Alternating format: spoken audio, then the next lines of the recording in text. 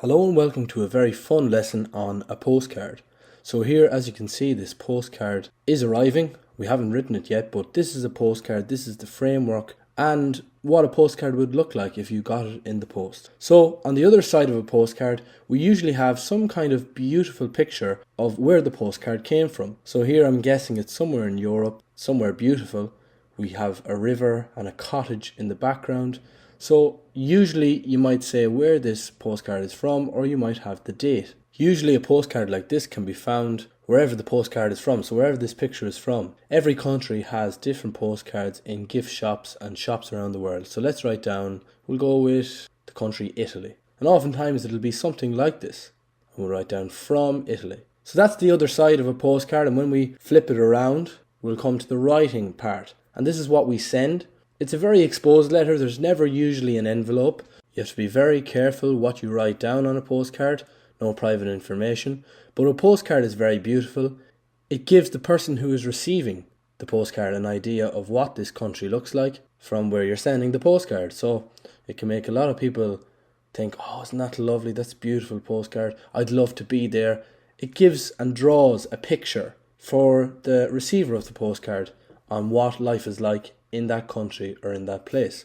So let's get back to writing. So first things first, this has to be sent to the post office. So we always have to get a stamp for a postcard. First things first, get your stamp, have it ready. Make sure again we don't write down any private information on a postcard because it can be exposed, and everything on a postcard can be seen by postmen and people who deal with the post and send the post from one country to another. So let's get started. So a postcard can be very informal. It doesn't have to be formal at all. So we need to first write down our address. And on the right hand side, we always write down the address to where we're sending it.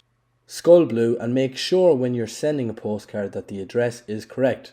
I've sent a postcard before. The address wasn't correct and the person didn't receive the postcard.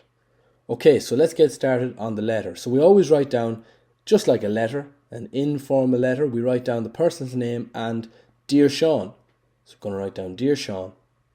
We need to add a comma and we need to leave space at the top in between the comma and the next line.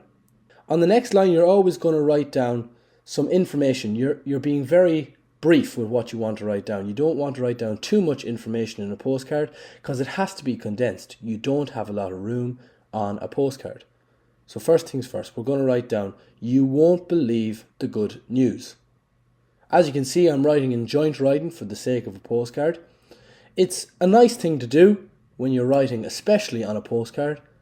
The fact is you're not writing a lot on a postcard and you can really focus on trying to write as neatly as you can. So you won't believe the good news.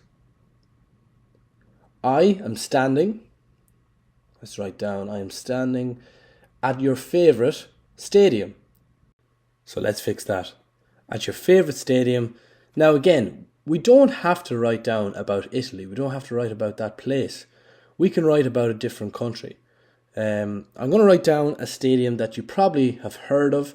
I'm standing at your favourite stadium, and we'll write down the Camp Nou.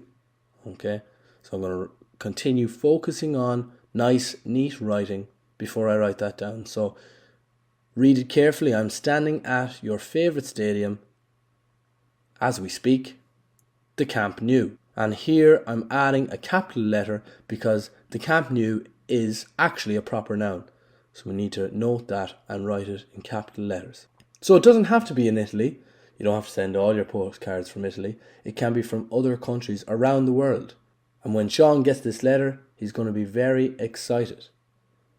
So let's finish off with see you soon and write down our name, Tom. Let's just write down Tom. Dear Sean, you won't believe the good news, full stop. I'm standing at your favourite stadium as we speak, full stop. The Camp Nou in Barcelona, full stop. See you soon, Tom. Punctuation has to be perfect. It has to be quick and snappy. All the information must be concise. We can't give away too much information, especially personal information in a postcard. Now, make sure, the most important part of writing a postcard is to make sure that the picture on the back is actually a very beautiful picture.